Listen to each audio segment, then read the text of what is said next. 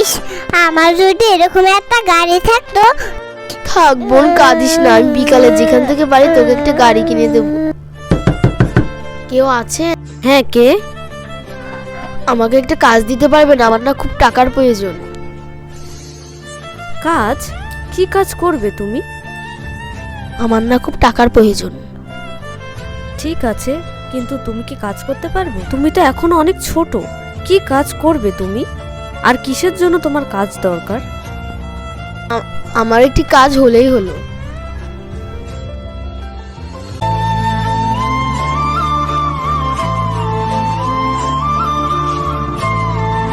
আমি আপনার সব কাজ করে দিয়েছি।